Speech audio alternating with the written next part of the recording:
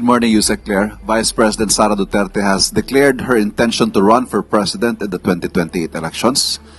What does the palace have to say about this? Good luck. Good luck. Good luck. Have you spoken to the president about this development at ano pong sabi niya? Nadinig niya po. At sabi niya po ay good luck. Yun lamang po. At nadinig niya po ang mga sinabi na pinagsisisihan at humihingi ng patawaran itong sa Vice Presidente. At yun nga po, may mga bahagi nga yung kanyang pahayag that the palace might want to respond to. Unang-una, if I may quote, sa unang mga buwan ng aming mga termino, nakita ko na ang kawalan ng katapatan ni Bongbong Marcos Jr. sa mga pangako binitiwan ng kampanya. At kasunod po nito, humingi siya ng patawad kung tinulungan daw niyang mahalal si BBM bilang Pangulo. Okay, isa-isahin natin. Mas maganda po yan. Humingi siya ng kapatawaran dahil tinulungan niya sa pangangampanya. Tandaan po natin, ang taong bayan ang naghalal kay Pangulong Marcos Jr. Kung ano man po ang natulong niya, pareho naman po sila nagtulungan dahil ito ay unity team. Kaya wag niya pong suluhin ang credit kung nanalo man ang Pangulo. At nakikita ngayon ng Pangulo, at rather ng mga kababayan natin, kung sino ba nagtatrabaho. Isang working president compared sa Vice Presidente. Isa pa ho, again, if I may quote, di ko kinaya maging bahagi ng 2025 budget na tadtad ng katiwalian, pinili kong umalis sa gabinete kahit alam ko na since 2023 ang magiging kapalit ang aking impeachment. Pinag-uusapan po ba ang korupsyon, ang katiwalian?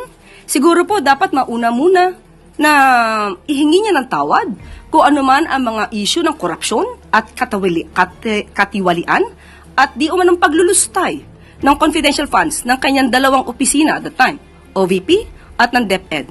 Kung meron pang napipintong impeachment, ito po ay dahil sa kanyang kagagawan mismo. Kung wala naman siyang ginawa na mga maanumalya at labag sa konstitusyon, hindi naman po siguro siya masasampahan ng mga impeachment complaints. Sunod na tanong mula kay Ivy Reyes, Bilyonaryo. Follow-up lang po, Yusek. Makabayan Block said that the premature presidential bid of the Vice President is a move to shield herself from the impeachment. Does the palace share this sentiment, or what can you say about that? Maaari, kanilang opinion, pero dapat tandaan po natin, balikan po natin, dahil sasabi niya para ma-shield siya sa mga impeachment complaints. Hindi po basta-basta ito dapat mahadlangan ng anumang pagreklamo laban sa kanya. Sinabi niya kanina na hiningi niya ng tawad dahil nalulunod tayo sa baha. Pero tandaan po natin, ilan po bang flood control projects merong itinatag? Di umano ang kanyang ama. 13,917 na flood control projects na mukhang hindi naramdaman. Dahil kung meron 13,917 flood control projects, dapat naramdaman natin at medyo humupa ang pagbaha sa Pilipinas. Huwag niya rin pong kalimutan. Ito, aking pong kinuha ng mga report. 2016, meron pong local lane na bagyo na Nina na nagdulot din ng pagbaha. 2017, Orduha. 2018, Ompong. Nagkaroon ng massive landslide sa Benguet. 2019, Tisoy. 2020, Ambo. Lahat po ito ay may pagbaha. Taong 2020, Rolly. Ito po ang strongest landfalling typhoon ng 2020. Nandyan din po ang Ulysses, Odette, at Agaton. So, hindi po pwedeng magmalinis na wala nangyaring pagbabaha sa panahon ng kanyang ama.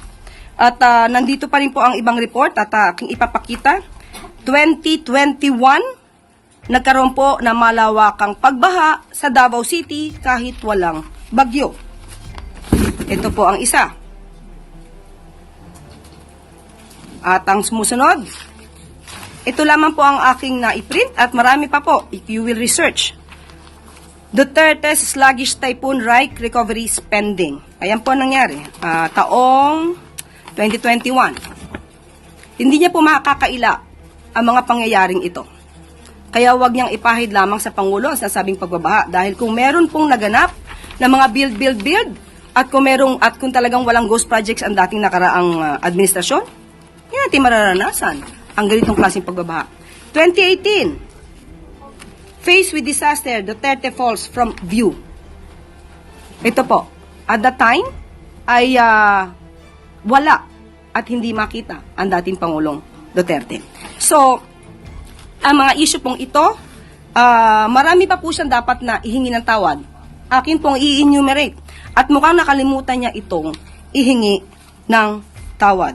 Una po, mas dapat niyang inunang humingi ng tawad sa taumbayan, lalong-lalo na sa mga biktima ng EJK. Dapat niya rin pong ihingi ng tawad at nakalimutan niya nang siya ay magsabing mayroon siyang kilalang assassin at handa siyang magpapatay. At ang assassin na to ay nag-agree or sumang-ayon sa kanyang plano. Dapat ihingi niya rin ng tawad ang mga fake news na ibinandera niya sa taumbayan. Ipaghingi rin niya po ng tawad ang mga pagbabakasyon, personal trip, at itong taon na 2025 ay gumastos ng 7 million, if I'm not mistaken, 2025, gumastos ng 7 million for the staff and the security for her personal trips.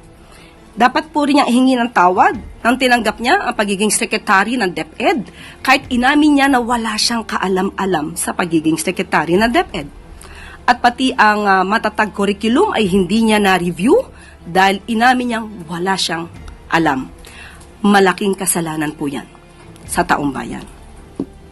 At dapat din po niyang ihingi ng tawad ang puro paninira. Instead na siya ay magtrabaho at tumulong sa gobyerno. Matatandaan niyo siguro nung sinabi niyang siya ay may alam di umano na mapababa ang presyo ng bigas. Pero hindi niya gagawin dahil wala siyang balak tulungan ang Pangulo. Yan po ay isang kasalanan sa bayan na dapat niyang ihingi ng tawad. Ihingi niya na rin po ng tawad yung mga fake na student vouchers na ngayon ay sabi ng DepEd ay umaabot na sa halagang 200 million pesos. Ihingi niya na rin po ng tawad ang mga panis at nabubulok na pagkain na i-deliver sa mga mag-aaral natin. Pati po yung mga missing school materials na hindi na-deliver sa mga estudyante. Ilan lamang po yan sa dapat niyang ihingi ng tawad sa bayan.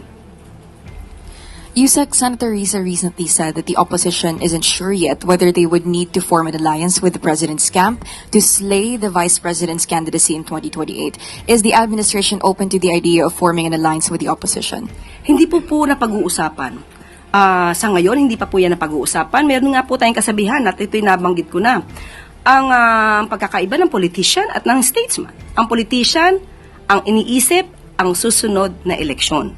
Ang statesman, ang iniisip ang susunod na henerasyon.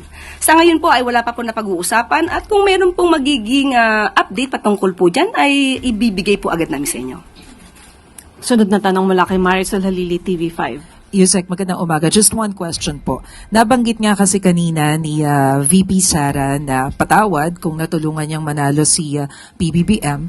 Is the President also feel the same way? Does the President also feel the same way? Na Sorry niya ng tawad. dahil naging kapartner niya, katandem niya si VP Sara during the campaign? Malamang hindi naman po alam ng Pangulo na ang kanya magiging presidente ay puro bakasyon. At mga vice-presidente na puro bakasyon. Vice-presidente na hindi siya tutulungan. Vice-presidente na ang magiging trabaho ay manira sa gobyerno. Hindi naman niya pagsisisihan kung ano nangyari. Ang gagawin lamang po ng Pangulo ay magtrabaho. Kung hindi siya tutulungan ng kanyang vice-presidente, wala naman po magagawa ang ating Pangulo, kundi magtrabaho na lamang para sa ating bayan. But ano po ang tingin ng Palace now na nagdeklara na ng kandidatura si VP Sara? Do you feel that she is a strong candidate? Mahirap tibagin?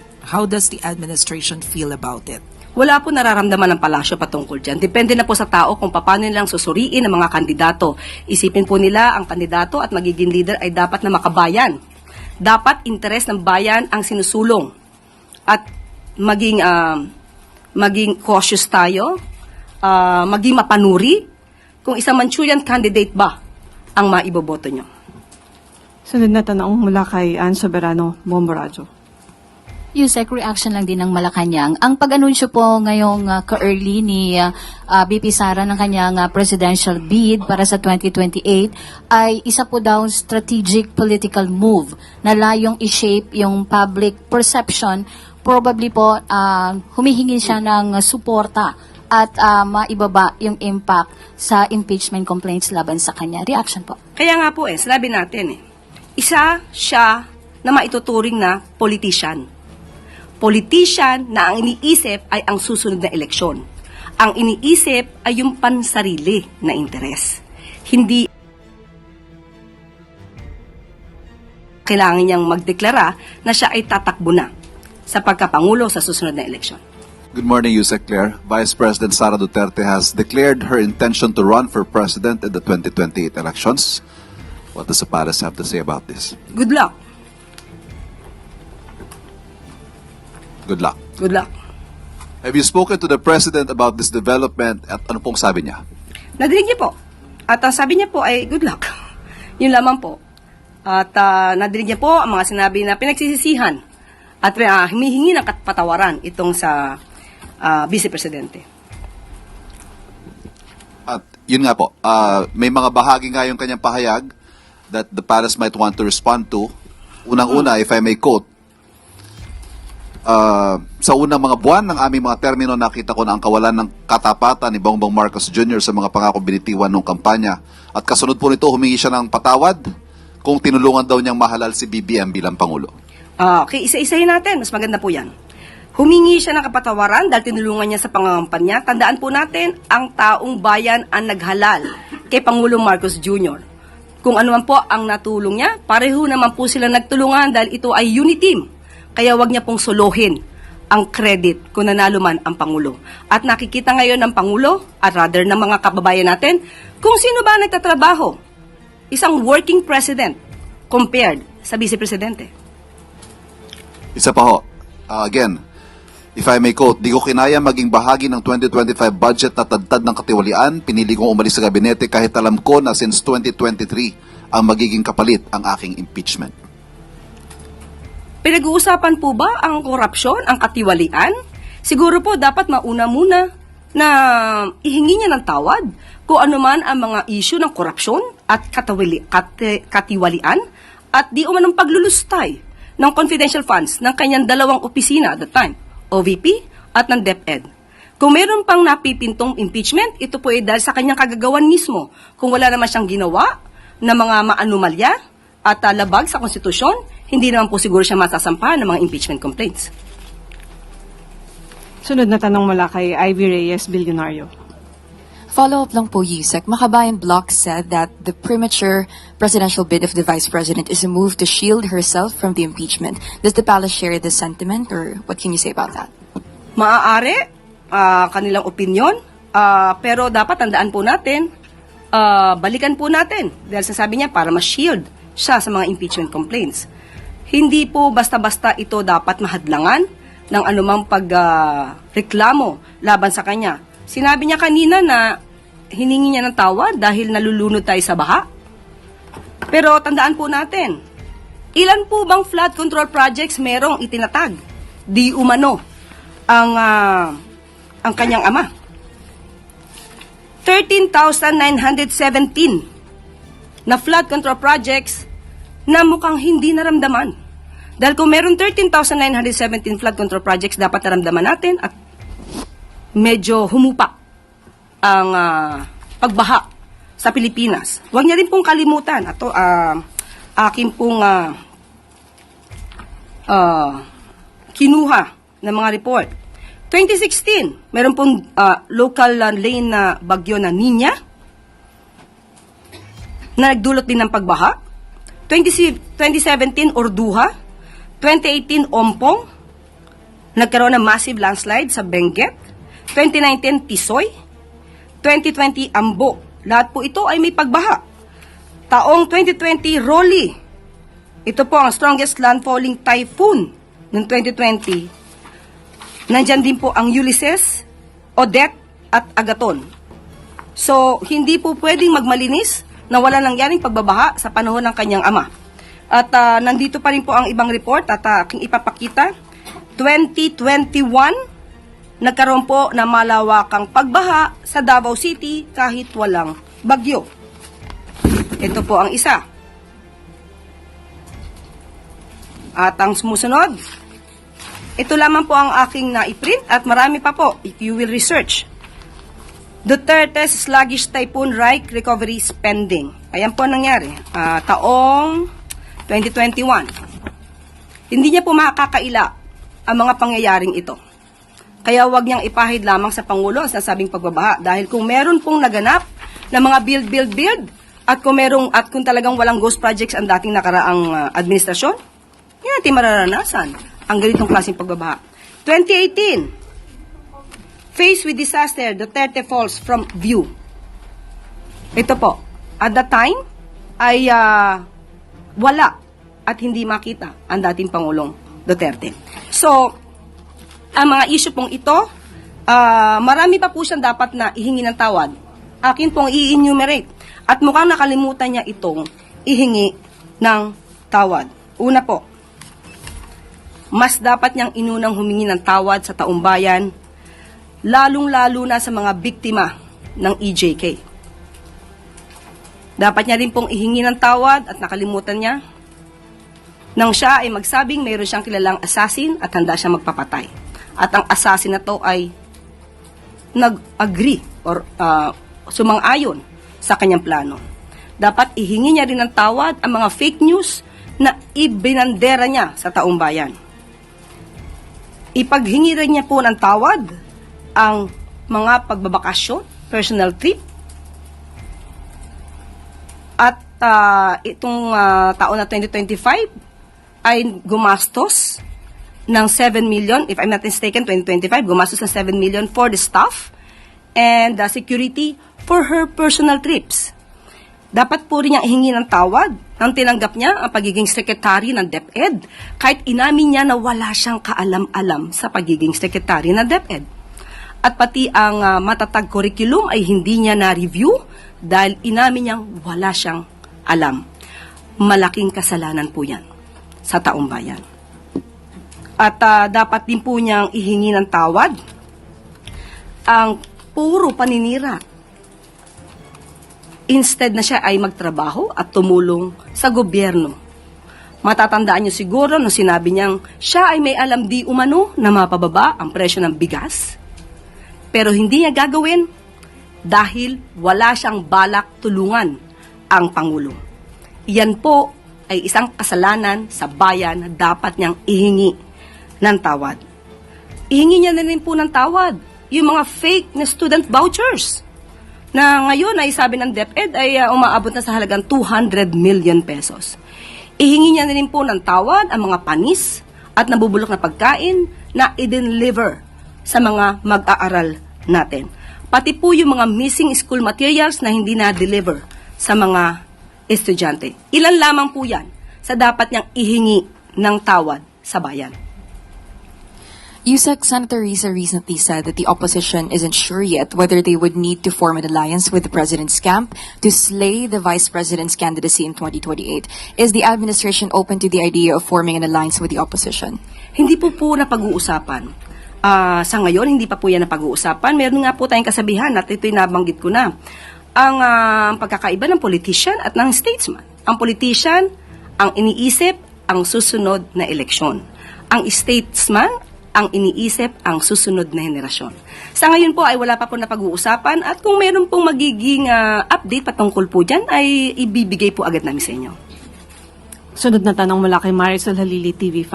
Yusek, magandang umaga. Just one question po. Nabanggit nga kasi kanina ni VP Sara na patawad kung natulungan niyang manalo si PBBM. Is the President also feel the same way? Does the President also feel the same way? Na Sorry hihingi niya ng tawad. dahil naging kapartner niya, katandem niya si VP Sara during the campaign? Malamang hindi naman po alam ng Pangulo na ang kanya magiging presidente ay puro bakasyon. At mga vice-presidente na puro bakasyon. Vice-presidente na hindi siya tutulungan. Vice-presidente na ang magiging trabaho ay manira sa gobyerno. Hindi naman niya pagsisisihan kung ano nangyari, ang gagawin lamang po ng Pangulo ay magtrabaho. Kung hindi siya tutulungan ng kanyang Vice Presidente, wala naman po magagawa ang ating Pangulo, kundi magtrabaho na lamang para sa ating bayan. But ano po ang tingin ng Palace now na nagdeklara na ng kandidatura si VP Sara? Do you feel that she is a strong candidate? Mahirap tibagin? How does the administration feel about it? Wala po nararamdaman ng palasyo patungkol dyan. Depende na po sa tao kung paano nilang susuriin ang mga kandidato. Isipin po nila ang kandidato at magiging leader ay dapat na makabayan. Dapat interes ng bayan ang sinusulong. At maging cautious tayo, maging mapanuri kung isang Manchurian candidate ba ang maiboboto nyo. Sunod na tanong mula kay Ann Soberano, Bomboradio. Yusek, reaction lang din ng Malacanang. Ang pag-anunsyo po ngayong ka-early ni BP Sara ng kanyang presidential bid para sa 2028 ay isa po daw strategic political move na layong i-shape yung public perception. Probably po humihingi siya ng suporta at maibaba yung impact sa impeachment complaints laban sa kanya. Reaction po. Kaya nga po sinabi natin isa siya na maituturing na politician. Politician na ang iniisip ay ang susunod na eleksyon. Ang iniisip ay yung pansarili na interes. Hindi kailangan niyang magdeklara na siya ay tatakbo na sa pagkapangulo sa susunod na eleksyon.